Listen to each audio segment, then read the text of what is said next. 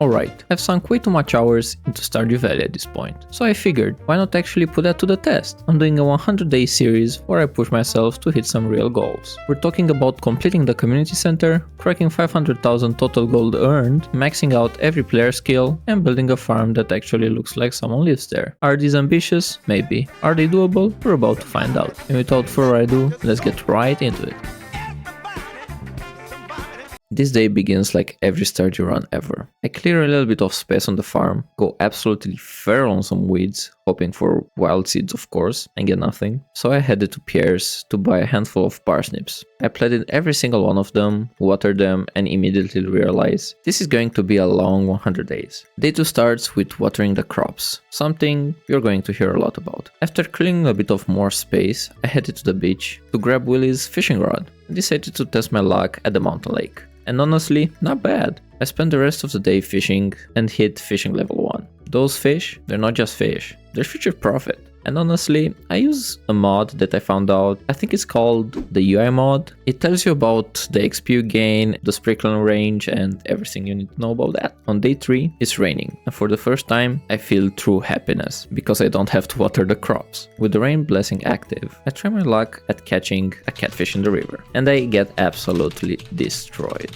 So humbled and emotionally damaged, I retreated to the ocean, then finished the day back at the mountain lake. By the end of the day, I reached fishing level 3. On day 4, I hurt my back watering again, so yeah, that's that. Then I headed to Willie's to upgrade the rod to the fiberglass rod, which immediately makes me feel like a professional fisherman. I returned once again to the mountain lake and spent the entire day there. By nightfall, I hit fishing level 5 and picked the fisher profession. This is no longer a farming run, this is becoming a fishing economy. Day 5 is a big one. Marnie shows up with a cat and I absolutely adopt it. I named her Mocha because this just felt right. Also, my parsnips are finally ready, so I harvested those and headed into town. Lewis gives me the community center tour, and that's when I meet the little green guys. We'll talk about them later. After that, I head straight into the mines. The goal is copper, because sprinkles are the dream, and strawberries I think are coming soon, so yeah, that's that. I make it down to level 20 and walk out with 54 copper. For day 5, that's a win for me. On day 6, I started clearing more debris on the farm, then I headed to Clint to upgrade my pickaxe to a copper one. With that taken care of, I go to Pierre's and buy 70 more potato seeds. Back on the farm, I planted every single one of them and then water them manually. My character is tired, I am tired. On day 7, more watering is commencing. Then I remember it's Louis's birthday, so I give him a parsnip and he was very happy about that. After securing those friendship points, I spent the rest of the day once again fishing at the mountains and selling everything for profit. So I also hit fishing level 6 then. Day 8 started with watering the crops again, then I headed to Pierre's to buy 130 more parsnips, because clearly I hate myself. So I started planting them and I realized my pickaxe upgrade is done. So I rushed to Clint's, but I got there 10 minutes late. So yeah, he closed the door on my nose. I calmly walked back to my farm. Then I finished planting and watering until the day ends, questioning every life choice that led me to Clint's. On day 9, it's raining, so I'm blessed again. I take full advantage of that and I start fishing on the mountain lake again, because the catfish, yeah, it's a no for now. So I stock up on fish for future mine runs, because more energy equals further progression there. By the end of the day, I hit fishing level 7, so that's nice. Day 10 starts with,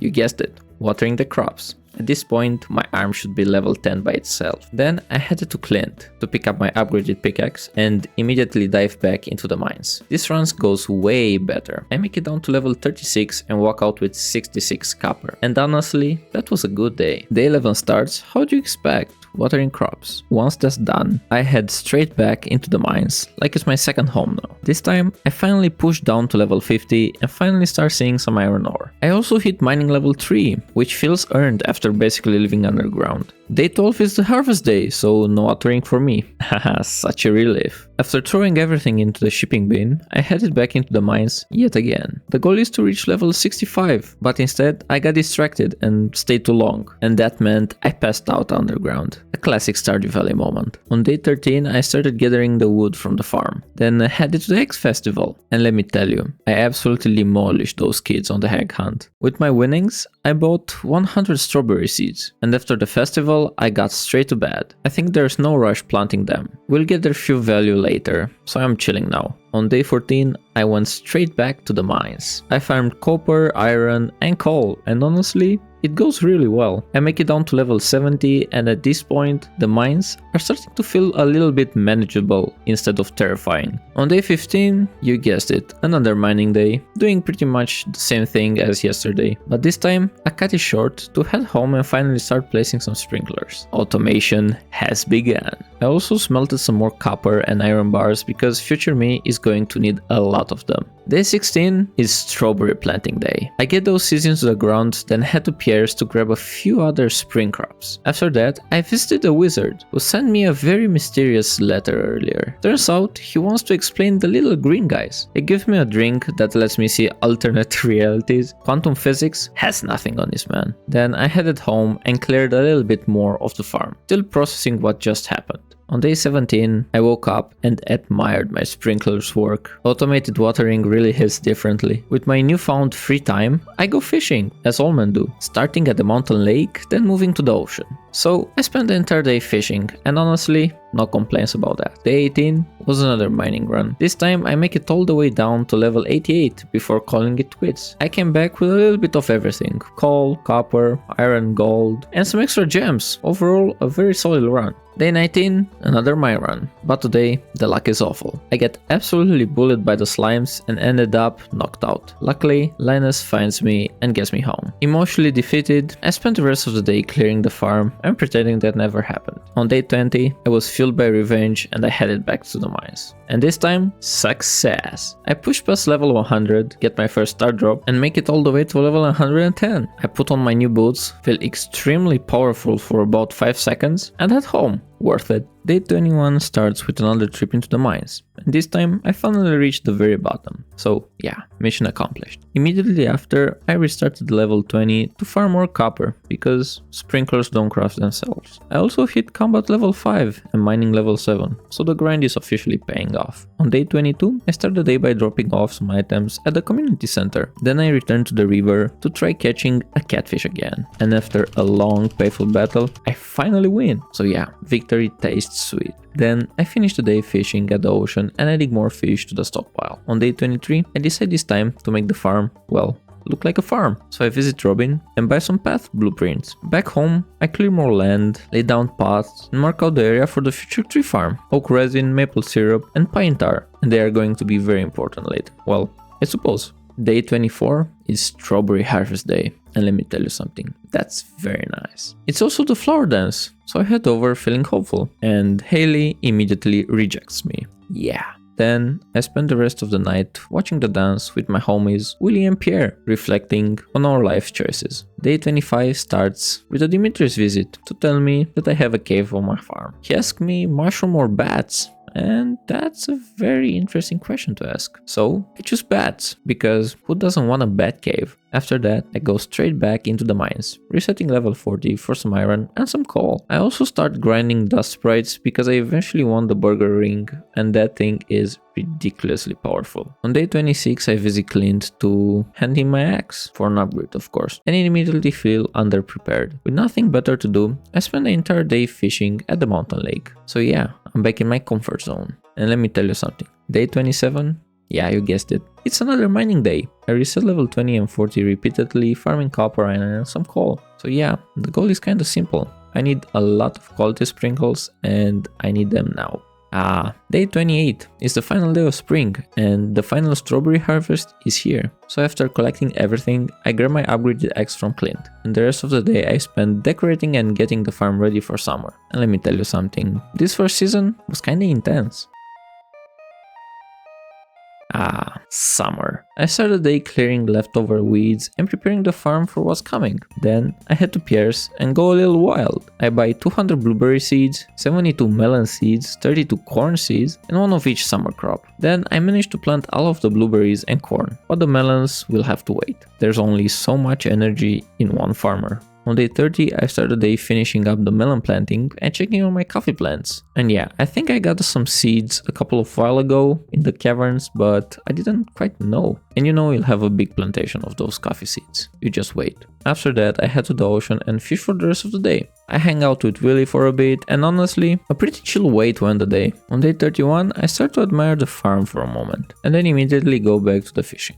You know it, it's peak gameplay days one. So first, I fish at the ocean, then move to the river, and later that night, I drop off a bunch of items at the community center. Luckily, I finished the boiler room bundle, which means one thing, minecarts unlocked. So yeah, fast travel has entered the chat and I love it. On day 32, another fishing focused day. I start at the mountain lake, then move to the river in the forest. On my way back, I spot Robin's axe just lying there, so I grab it. Gotta be a gentleman here, from time to time, you know. On day 33, I was again back at the forest river, and this time I finally catch the Dorado. That feels like a Fast and Furious reference, I don't know why. And then I went to return Robin's axe. And after that, I do what I do best. I fish more. At the mountain lake, of course. On day 33, I switch things up and head into the mines to farm some iron and some gold, and of course, some dust sprites. The loot is solid, the runs go smoothly, and overall, it's just a really productive day underground. A new day, a new mission. I need to catch an octopus, and so I prepare and I believe, and then I fail. After getting absolutely bamboozled, I retreat into the mines instead and spend the rest of the day gathering copper and fiber. But then, plot twist, I find an ancient seed, and suddenly everything feels worth it. On day 33, I headed to the museum and I donated the ancient seed, then immediately planted afterward. The rest of the day is pretty chill, just clearing the farm and enjoying a rare moment of peace. Day 37 was another calm day focused on planting and clearing the land. I also hand my pickaxe to Clint for an upgrade, officially committing to being mildly inconvenienced for the next few days. Day 38 was a stormy day, perfect timing to place some lightning rods and start stockpiling some batteries. I handle some farm chores, do more planting, and finish cutting down all the remaining trees on the farm. Totally forestation, so don't call team trees on me. On day 37 I head to Clint's to pick up my pickaxe, and then remember, it's low day. I rush to the beach and toss a sturgeon into the community soup. Maybe some MSG too, you'll never know. The governor is extremely pleased, maybe because of that MSG. Then I happily go home feeling validated. On day 40, I start the day waiting patiently outside Clint's house to pick up my pickaxe.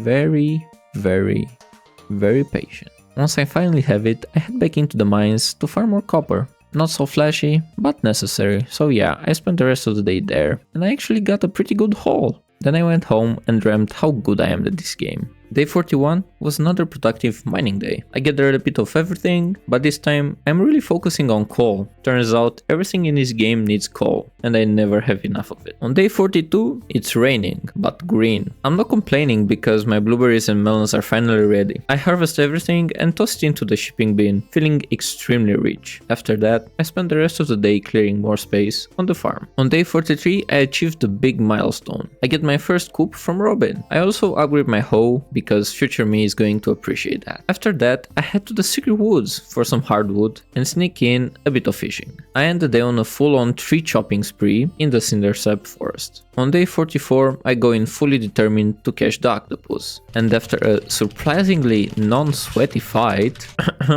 I win. You can say the redemption arc is completed. Then I head to Pierre's to buy more melon seeds, but I can't plant all of them yet because my hoe is still upgrading. So instead, I do some decorating and pretend this was the plan all along. On day 45, I pick up my upgraded hoe from Clint's and immediately clear out the coffee area to make room for some storage. Everything starts looking way more organized, and honestly, it feels really good. Day 46 was another blueberry harvest day, and the money is flowing. Then I head to Marnie's to buy some more chicken. The first one's name bugs out, so she's officially named Snailsbell. Then I get Uff and Uff. Perfect names, no disagreement with that. Then I spend the rest of the day decorating and preparing the farm even more for what's to come. On day 47 is Dimitrius' birthday, so I calmly wait outside his house like a normal person. Then I pick up a silo from Robin, give Dimitrius his gift, and then grab my watering can from Clint. I honestly forgot when I dropped this off, but yeah, a win is a win. Naturally, I hand my hoe right back to Clint for another upgrade. Before heading home, I stopped to Pierre's and buy an apple and pomegranate sapling. Then I went back to the farm and started to harvest some fruit from the Batcave. I fenced in the chickens and planted the saplings. So yeah, this was a really productive day, to say the least. On day 48 is the first day of the Trout Derby. I fish enough to get a cool cap and a very respectable trophy. After that, I do some farm chores and call it a day. On day 49, I start the day at Robin's, ordering another coop. The farm is expanding pretty fast, then I head to Clint's to pick up my hoe and crack open some geodes. I find an emerald in the trash near Clint's, which feels extremely on brand for him. Also, while there, I donate more artifacts to the museum, then go to Marnie's to buy some more chicken. I sell almost all of them because I want different colored chicken, you know,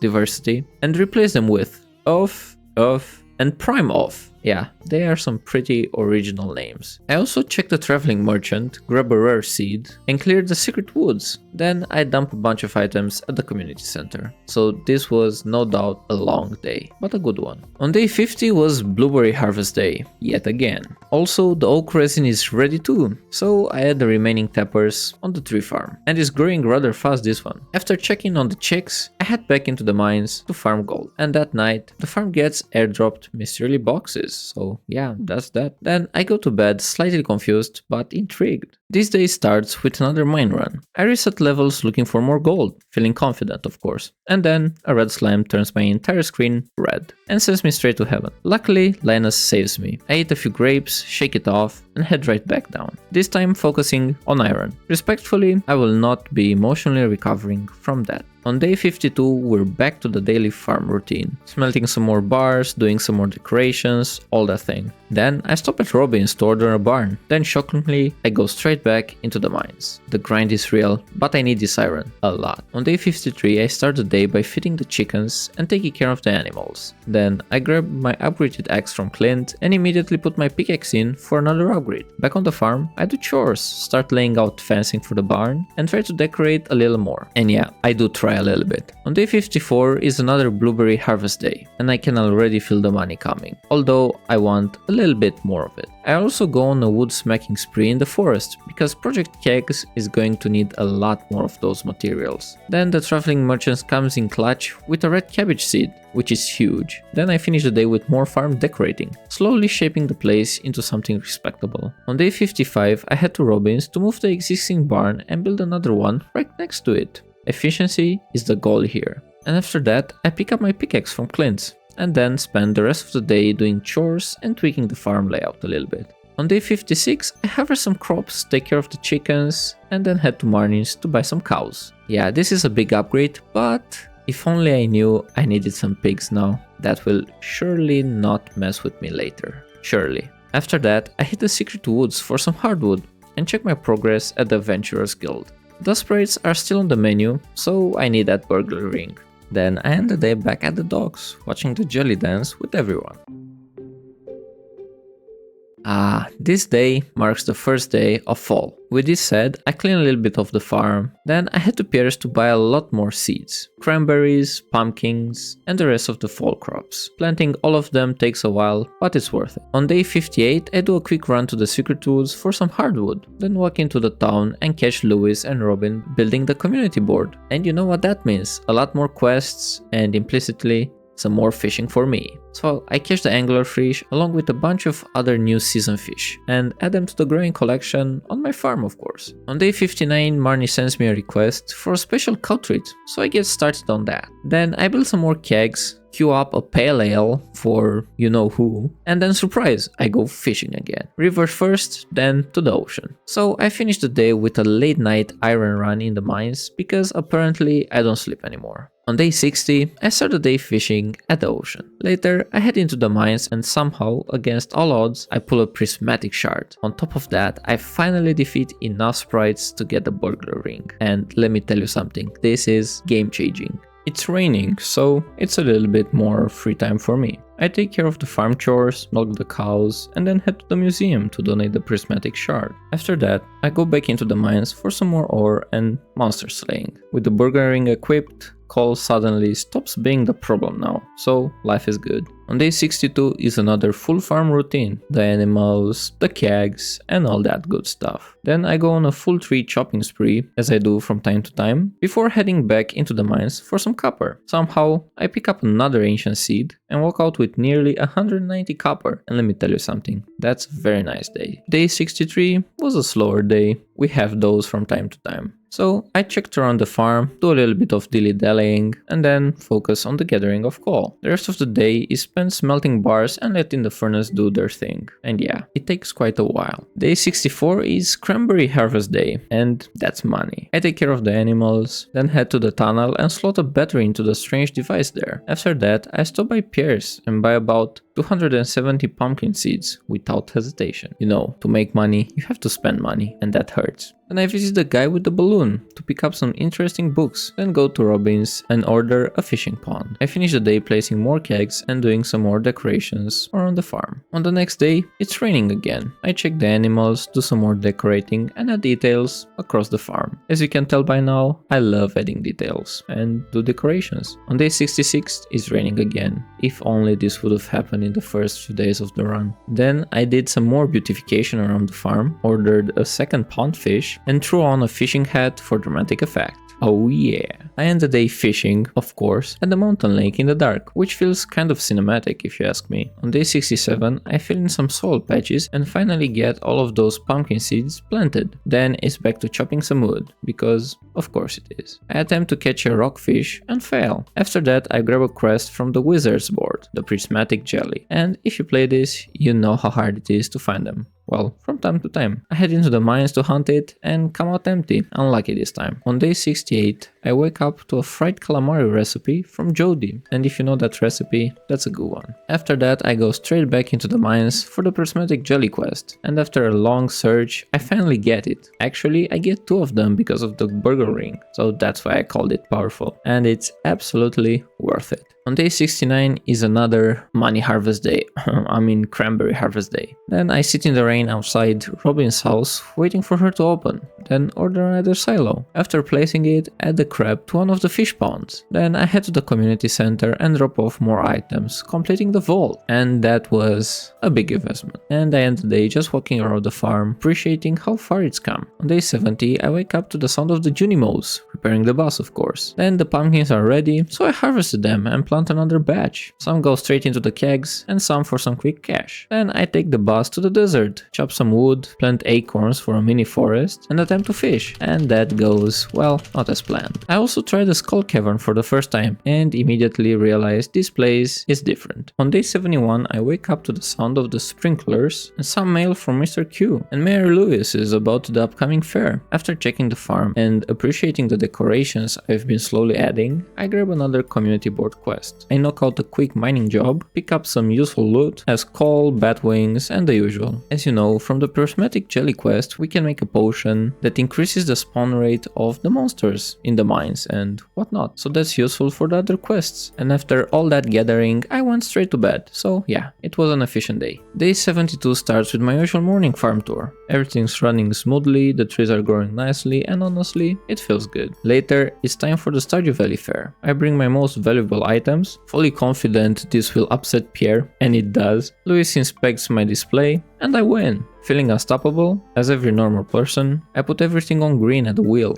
and win big. Enough star tokens to buy almost everything, including a star drop. I'd say that's a huge W. Day 73 was a short and simple day. I do a quick mining run for some more coal, then go for a jog through the forest to gather some wood. Nothing fancy, just keeping the momentum going. On day 74, the pumpkin juice is ready, and I can feel the bank account growing. It's also cranberry harvest day, so profits are rolling in from every direction. So I head to Robin's for a coop upgrade, then give Marnie a gift, because she deserves it. After that, I duel a pair of questionable pants, and return them to their rightful owner, who clearly did not want this memory resurfing. I end the day with another wood run and finish the fish bundle. It was an interesting and productive day, and slightly awkward to say the least. On day 75, Marnie asks me for some interesting food for her goats. After tending the animals, I take a moment to admire the farm, because I kinda like it now, and we've come a long way. The greenery around the fences really bring it together. It finally feels alive. Later,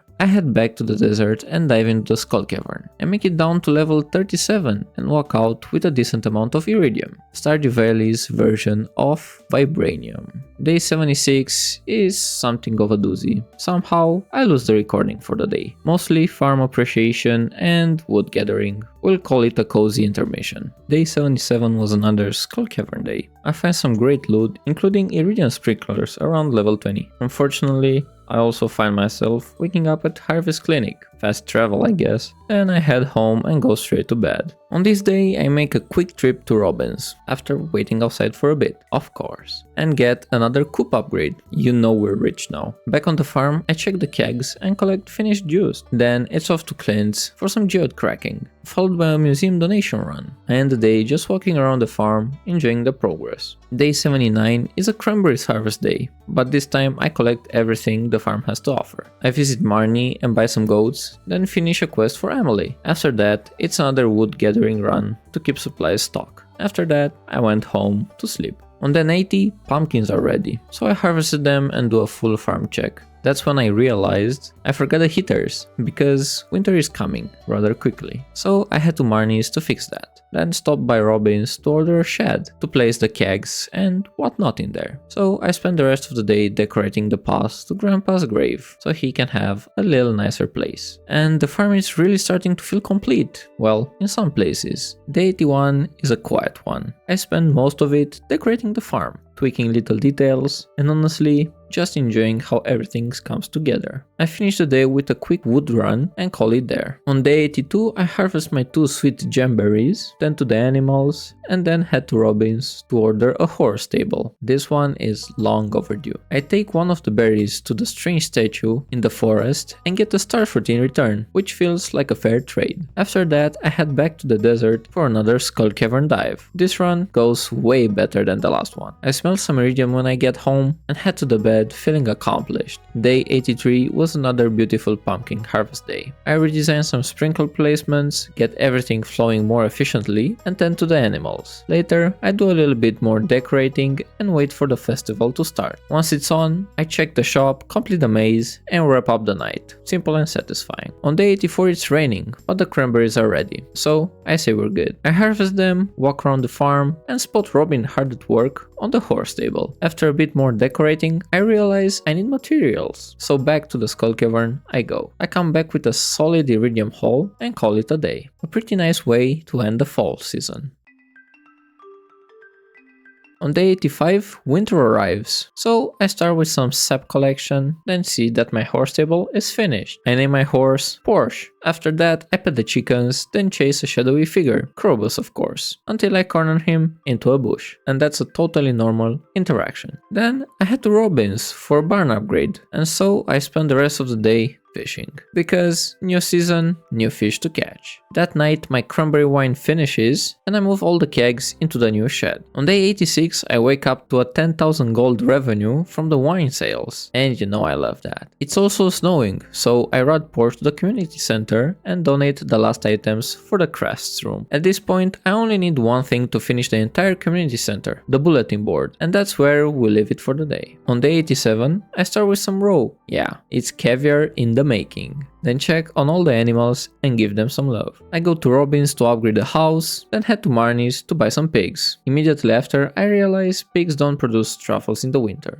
and that's a big problem to completing the bulletin board. Trying not to panic, I move on and plant ancient seeds and fresh cabbage seeds in the greenhouse. I finish the day fishing and clearing the quarry with bombs, of course. Modern problems require modern solutions. On day 88, a dinosaur egg hatches in one of my coops. Of course, I name him Jimmy, because just look at him. After that, I head straight into the Skull Caverns with one goal, to reach level 100, and somehow I make it. Mr. Q rewards me with some mysterious milk, and I head home before I push my luck any further. On day 89, I greet the animals, finish a hardwood quest for Robin, and realize once again that I need more wood. So I head to the desert and deforest the trees I planted earlier. Sustainable forestry probably. Then I crack open some more special geodes at Clint's, smell more iridium bars, donate a few things to the museum, and dive into the quarry mine to grab the golden scythe. I end the day collecting pumpkin juice and enjoying the profits, as all should do. On day 90, I woke up in my upgraded house and get a visit from Gunther, who hands me the sewer key, and that's a pretty huge milestone. Then, after tending the animals, I interrupt Emily's gem eating, grab another pig from Marnie, and finally meet Krobus properly in the sewers. I buy a void egg, start fishing for the special carp down there, and incubate the egg back at the coop. And so, I pass by Mocha on the way to the bed. After all, that was a good day. Day 91. This day starts with Evelyn gifting me a garden pot, which is very sweet, even though I have an entire farm behind her. I head to Caroline next, discover she has her own greenhouse, and get a tea sapling from her. After drinking some tea and discussing some with her, I lock in on one goal: finish the Monster Slayer quests. So I check the potion and head straight into the mines. Day 92 was a pretty standard day. I did farm chores, animal care, and a nice ride around on Porsche. Later, I head to the fishing festival and, unsurprisingly, I win. I grab the cool hat, take a stroll around the farm afterward, and enjoy the winter calm. On day 93, I start with a small harvest and the usual farm routine, then replace some winter seeds. I pick up my Iridium Axe from Clint's and immediately head into the mines. The goal is of course some loot and the Monster Slayer objectives.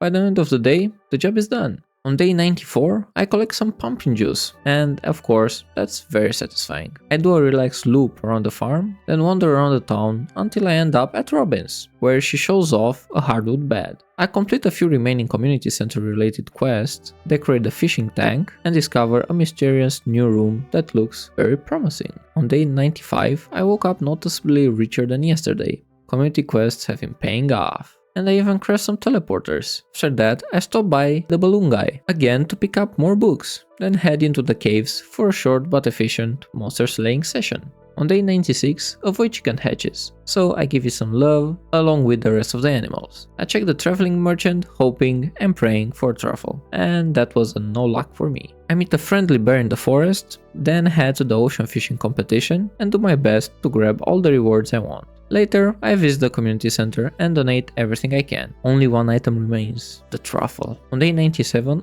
I walk around the farm for a bit, just admiring everything that's been built. Then I visit Emily, who tells me about the strangest dream I've ever had. After that, I head back to the Skull Cavern for one more serious run. I don't make it very far before waking up at Harvest Clinic again, but after eating some snacks, I dive back in and barely escape. I finish the day chopping wood in the desert. On day 98, another batch of pumpkin juice finishes, so I roll the kegs right away. I tend to the animals, then head out to replant the desert trees I cut down yesterday. I stop by Clint's to craft some more geodes and swing by Harvey's to give him a birthday gift. Yeah, today was a nice and quiet day. On day 99, I craft more kegs, finishing the layout of the shed, and ask Robin to upgrade it. Back on the farm, I tweak the greenhouse layout because I'm still short on iridium sprinklers, but it will do for now. I plant some more coffee beans, then head to the night market. I check out the stalls, complete the mermaid song, grab a free coffee, and dive deep to catch some new fish. And just like that, day 100 arrives. I start by harvesting and replanting the winter crops, checking on every animal and taking a final look at everything that's been built over these 100 days. That night, I end the run at the spa, wondering,